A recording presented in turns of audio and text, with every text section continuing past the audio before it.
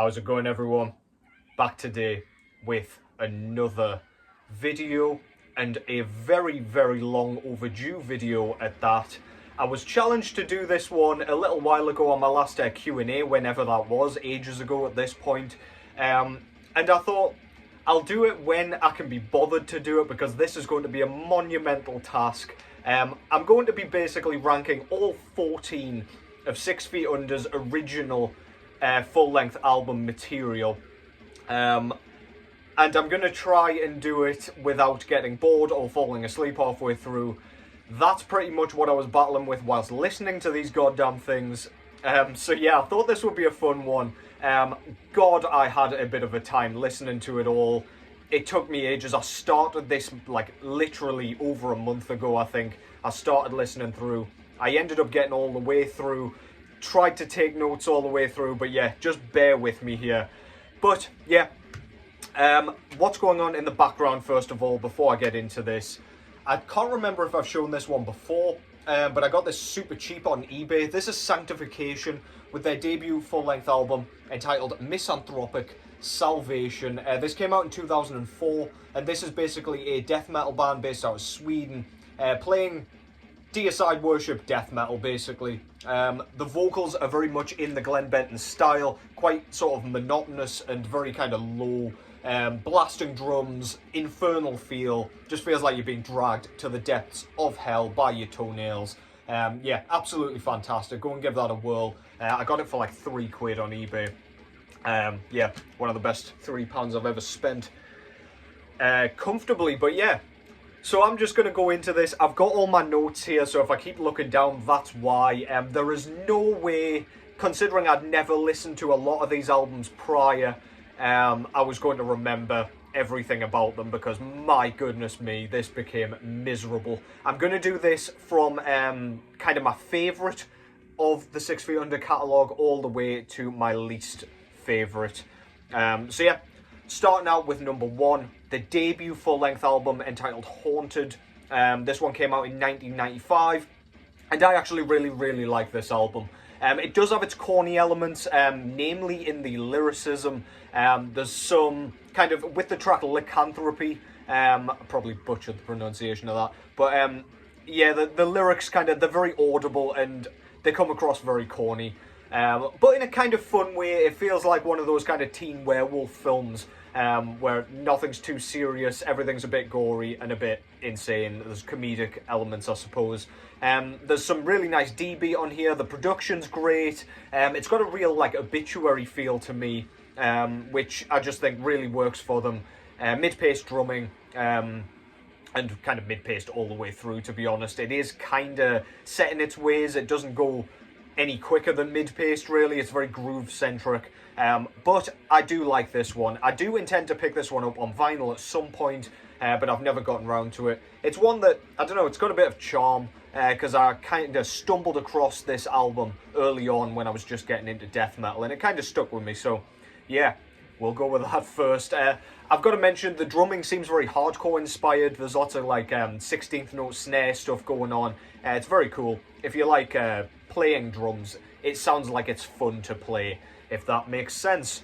So yeah, number 2, I've gone with Warpath from 1997. Now this one, it really feels like a follow-on, which it is. It literally is the album that came after Haunted. But in that, it's getting a bit stale. We want something a bit more than the mid-paced stuff. We want something a little bit more interesting. There is an attempt to kind of make choral hooks and things from Chris Barnes here. His voice is starting to wane a little bit. You can kind of hear it starting to crackle, but we still don't have any of those insanely comical kind of screeches that became memes, of course, which we will talk about. Rest assured, don't you fucking worry. But yeah, some decent songwriting on here. There is a lot of kind of problems with it, namely, again, in the lyricism. I feel like the lyrics are getting worse somehow. It's trying to be edgy, it's trying to be gory, and it's succeeding at times, but then at other times we're getting these, like, almost tough guy sort of approaches, and we even get some, like, almost Phil Anselmo-esque sort of clean sort of sections just poking out every now and then. It's like, what are we doing here, boys? Can we not, like, say to Chris, don't do that? But alas, we get it anyway. There is a line in Animal Instinct where he's just saying a vicious lust for blood. I think that's what he's saying. And it is really just comical. It's hilarious. It just takes you out of the album entirely, and you're like, how did this make the final cut? Like, what? Anyway, this really isn't too bad of an album, though. It's good fun enough. It does have its problems, as I say, but yeah, enjoyable enough. So that was 1997's Warpath. At number 3, we're jumping all the way to their 9th album, so the chronology stops there. So, Undead from 2012. This, as I was listening through, because I listened through it in chronological order, and I suddenly thought, holy shit, this is way better. Like, the production's cleaned up and sorted out, and it's not like that tinny nonsense that we got on some of the albums that are coming up still. There are some faster elements on here, and the drumming's much better. We even get some blasts on this one, if I remember correctly, because Jesus Christ. Yeah, on the track Formaldehyde, we get some blasting right at the beginning. That opening just kind of blew me away, because up to this point, after kind of Warpath, I was starting to want to rip my own fucking skin off and just jump in a bath of, like, acid and petrol or something. Really was starting to get jaded at this point. But yeah, again, fun enough. It's a fun death metal record. Chris Barnes' vocals sound slightly better again, somehow, 9 albums in. I don't know if there's some, like, production fuckery going on where they've kind of managed to make him sound a little bit better than he actually did, which is entirely possible. But yeah, there's some nice tempo changes here and there. It is quite a fun listen. It's not something I'd return to again, and it's all relative at this point in their career. It's just not quite as bad. So yeah, there are some moments where I'd like to hear the lyrics a bit more clearly. This is why I'm wondering if there was a bit of, like, production trickery. You couldn't really hear the lyrics, where on earlier albums you really can. But that might be a blessing, because 6 Feet Under are not a band known for their fantastic lyricism, let's be honest. So number 4, next up from 2013, their 10th album, which is the follow-up, Unborn. Now this one follows the same formula, only, I think they were only a year apart, yeah, so like consecutive years. That's always a bit of a slippery slope. It could go either way. It could be just the band's full of, like, inspiration and they're going to be fantastic back-to-back kind of sister albums, or it's going to be slapdash and shite, or it's just going to sound exactly the same as the album before, and that's pretty much what we've got here. This one is no different. To be honest, like, Undead didn't have me kind of craving a new 6 Feet Under album. It didn't make me want to go to the next one, and I imagine that's how people were feeling around this time if they'd stuck around as long as this, which I certainly hadn't. Yeah, it's still pretty good. Generic when kind of put next to Undead, because it sounds so similar, but if you listen to, like, say one of the later albums before this one, you'd be like, okay, this is a much nicer kind of change of pace here. Tracks like Zombie, Blood Curse and Incision seem quite good. Like, they seem enjoyable, they seem well written, they seem well performed, but then if you kind of take a step back again, it is all relative. It's actually really generic. It's just the tropes that you like about death metal that are just carrying the track. So yeah, that's what we get with that one. It is fun. Production's pretty good. It's not, like, offensive or anything, but it's 6 Feet Under doing what they do, which is not always a good thing. Number 5, I've gone with 2008's Death Rituals. Now, I did come to this one quite early on again, like when I was kind of discovering death metal. I say quite early on for my kind of metal journey. And again, the production on this one's good. I remember having quite a good relationship with this album. There were a few tracks on here that I did quite like, namely Seed of Filth. I do like that track quite a bit. The vocals aren't amazing. Again, Chris Barnes' voice is shot at this point. and nothing's really done on this album to make it sort of sound better, unlike on Undead and Unborn. We do have a bit of a... It kind of comes across as a bit of a nu metal thing to me. It's like a Kid Rock, like almost Phil Anselmo, like fucking, I don't know, redneck. I don't know, it just feels like that to me. The E's is like screeches that sound like his larynx is going to explode, are in full force here. We've got loads of them. And my God, it is grating as all hell. Again, I don't know how his band members aren't going, Chris, stop it. Like, please, for the love of God, just stick to your kind of croaky growls, which are bad enough as they are. But yeah, as I was saying, sorry, Seed of Filth, I'm getting off on a tangent here. Seed of Filth, it's mid-paced, it's kind of chunky, it's got an interesting riff, but yeah, again, it's all relative. Is that a track I'm going to be picking up ahead of like Hammer Smash Face, for example? No. It's just, for 6 Feet Under, especially when you're kind of 8 albums deep at this point, it's just a nice bit of respite from the utter, like, dog shit that we've had. Yeah, the drumming's quite interesting on this one. I found it a bit more diverse, a little bit more inspired, a little bit less just kind of stuck in its ways, kind of moving through tar and treacle kind of thing. But yeah, it's fine. But yeah, as I say, the vocals are shot here. It sounds like he's fucking rattling about in a cement mixer or something. It really is. It's getting sad at this point. Which moves us on to number 6, which is their third album, Maximum Violence, from 1999. So yeah, this one, I mean, I found this one to be okay. It's not horrific, but again, I listened to this one early because it's the third album, so I got round to it quite quick. I wasn't completely knackered and wanting to slit my own wrists at this point. We do have moments on here that, again, pretends to be gory. It's trying to be edgy, but it's really coming across as corny at this point. It's not shocking. It's coming across as that tough guy thing against, like, the you can't tell me what to do kind of utter bullshit that I don't want in my death metal. It takes me out of it. It makes me stand back, point, and laugh at this point. The drums and vocals here are very, very loud, very, very in your face, and not for the better, I would argue. The riffs just get drowned out for the most part here. There are some moments, like on the track War Machine, where we've got some like traditional heavy metal sort of leanings going on in the riff work, and I quite like that, but the vocal delivery is a bit of, you know, the TNT Graveyard Classics thing that they did. The vocal delivery is a bit like that. It's a bit like, I don't know, I'm not even going to try and do it because he sounds like a fucking dog barking and I'll blow out my vocal cords, but I don't know, the pattern's very stop-starty, it's like, it is horrible to listen to, and it gets very grating very, very quickly.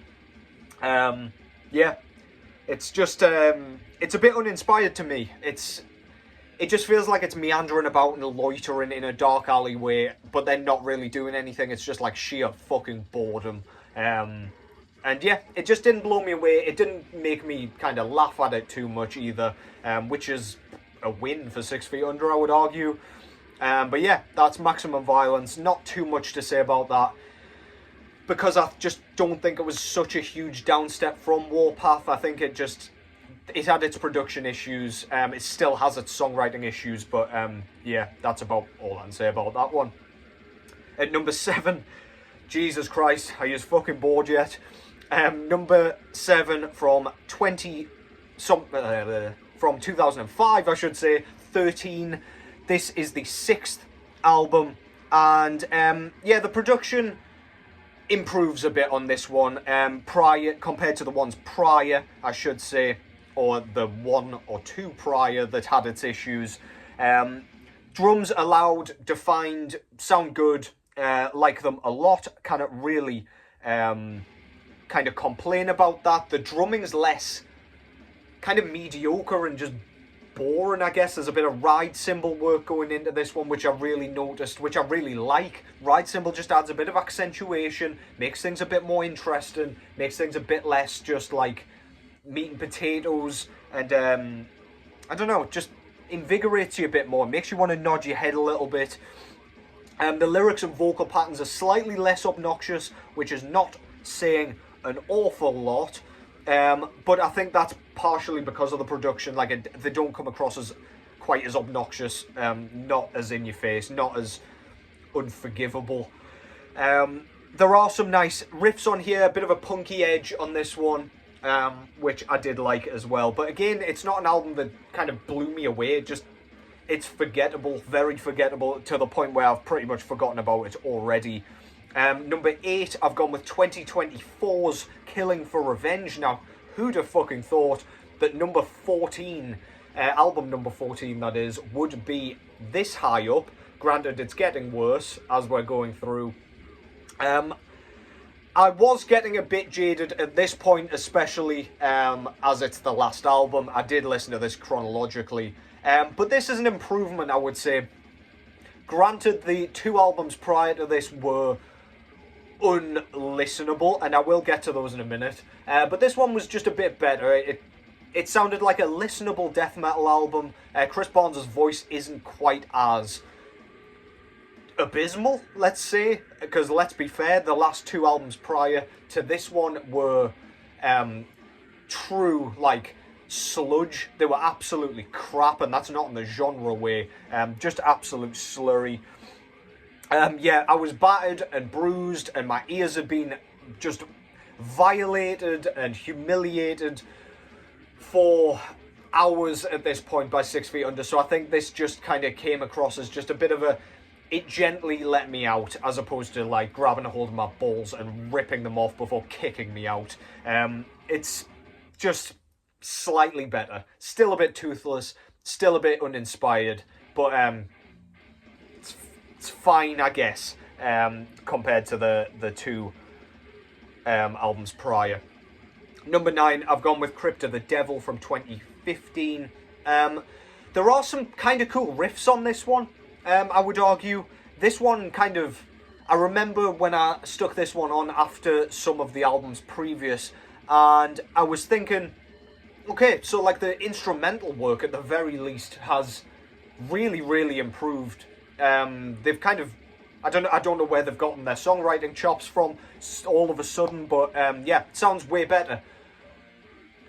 But Chris Barnes' voice, oh my god, I literally thought my headphones were broken at one point while I was listening to this. They are so bad and so like done. They want just tossing in the bin. How, again, I honestly, it baffles me that nobody has spoken with Chris Barnes and at least just said, can we just cover this up with something? Can we, I don't know, can we just like have the drummer play shitloads of cowbell just to distract you from the vocal performance? I do feel like some of the solo work on this album is done in that particular way. Like, it is literally put there just to cover up the vocals. Like, this isn't happening. Ignore what's coming out of his vocal cords. Listen to this neat technical solo instead. I couldn't help but think that while I was listening to it. Because the solos are kind of out of place and just tossed in there. But can you blame them? No. Jesus Christ. Let's keep going. Number 10, Bringer of Blood from 2003. This is their 5th album.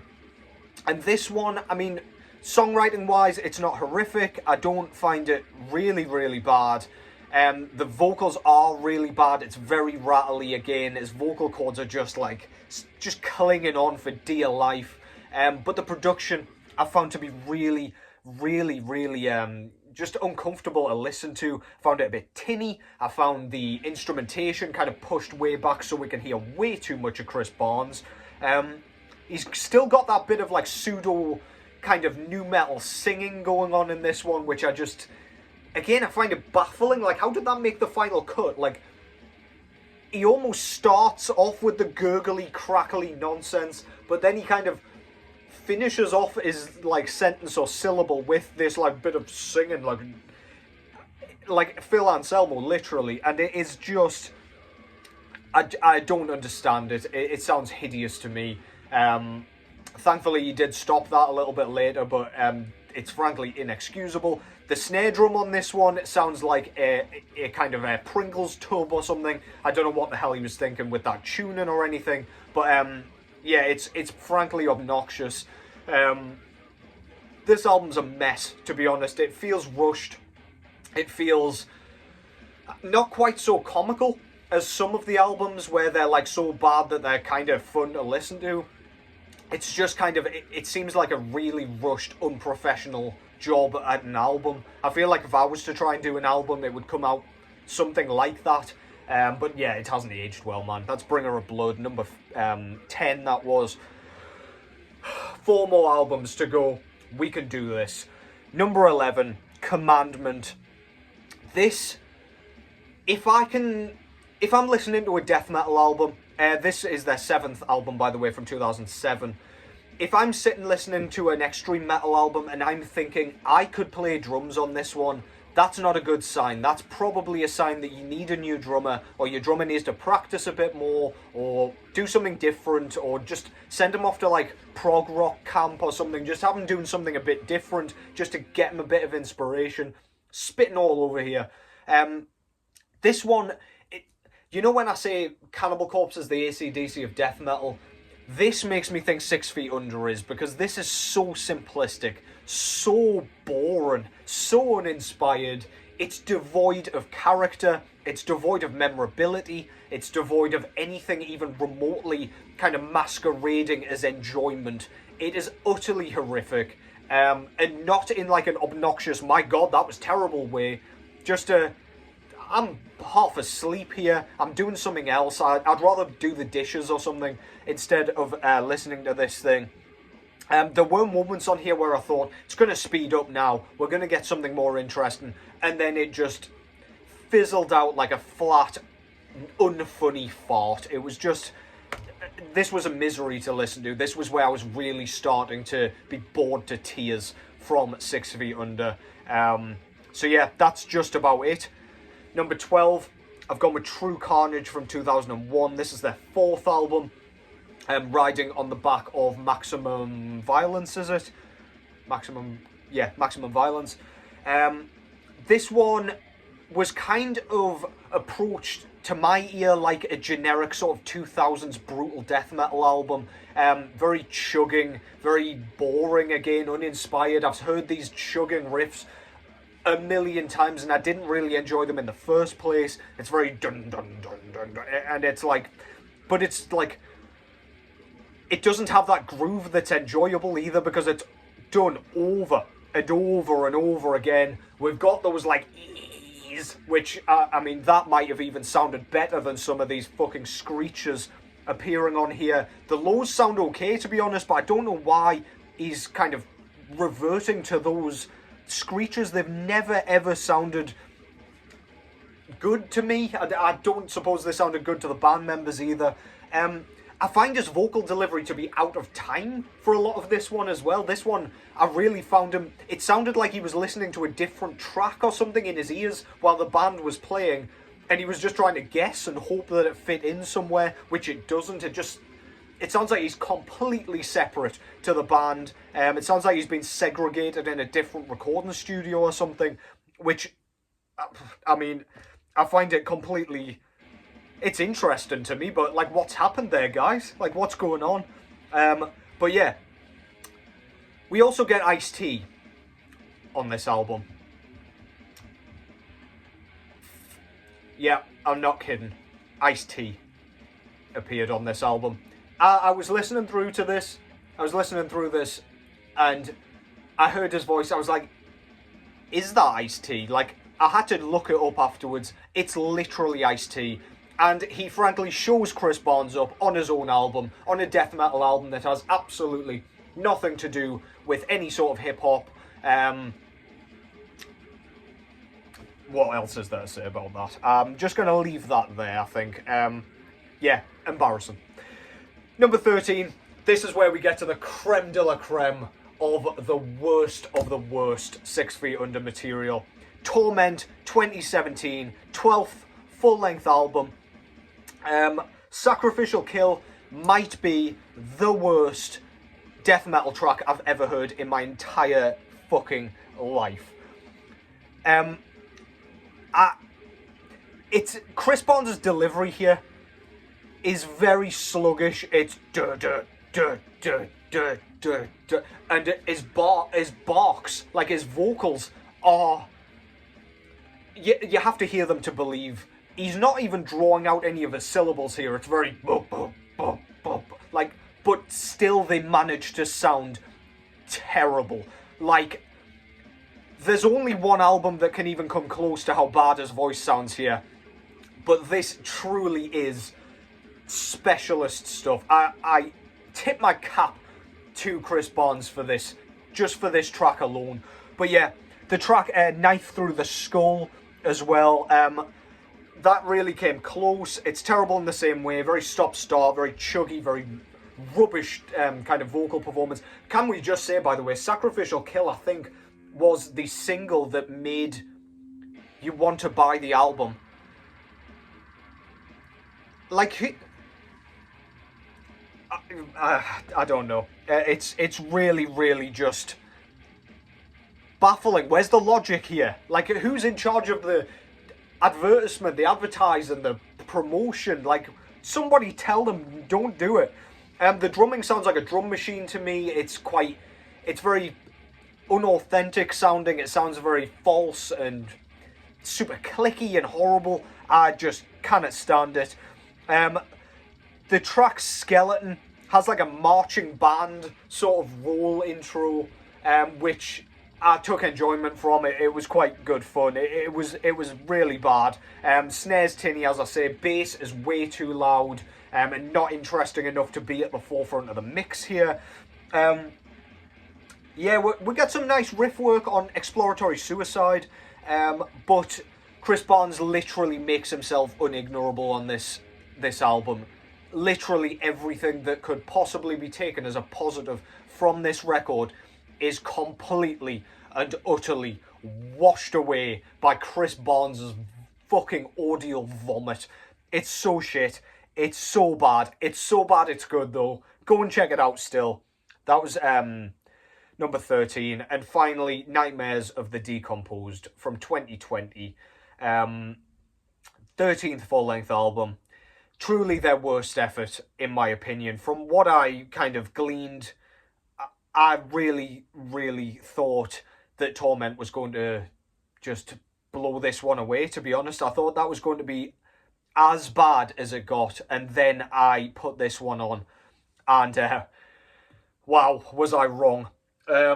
We've got an a cappella section on here, on the track Zodiac, and it kind of highlights how delusional Chris Barnes is. Did we really need to isolate his voice? Like, was it not bad enough with the rest of the music going on to, like, just not do this? No, drop all the music out. Let's just have Barnes growling in the only way he now knows how to, apparently. Like, honestly, my mind was blown in all the wrong ways, sorry. The E's and the screeches and the... Why are we still doing this? They were bad early on, and why do you still think that your voice holds up good enough, or well enough, sorry, to still do this in 2020? Stop it. Stop it. And, yeah, musically, this is utterly boring, devoid of character, as I said about several other albums. Just... nothing about this made me think the band's interested in it. If the band seems bored, I'm definitely, as a listener, going to be bored listening to this.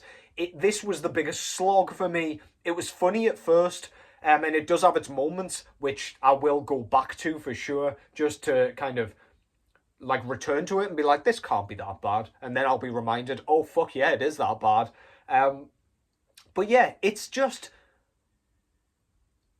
like boring run-of-the-mill death metal with zero character except for the character that Chris Barnes brings, which is not good character, let me tell you. Nightmares of the Decomposed is unequivocally one of the worst death metal albums I've ever heard. In fact, it's unquestionably one of the worst death metal albums I've ever heard. I can't really think of anything that's come close to it, aside from 6 Feet Under's Torment. But yeah, this really was a harrowing experience. I will likely never listen to a lot of these albums again. And I've done this so that you don't have to, really. So yeah, that's that. Hopefully you've enjoyed that. That was a chore to fucking prep for and everything. But I hope you've enjoyed it. I will be back fairly shortly because I've got a bunch of new stuff that have come in. So yeah, I've got some like vinyl updates I would like to do at some point. Yeah, I'm going to scrub my ears out with lemon juice and a cheese grater now. So cheers for that, whoever suggested it. Enjoy the rest of your bank holiday. Take care as always, and I will catch yous in the next one.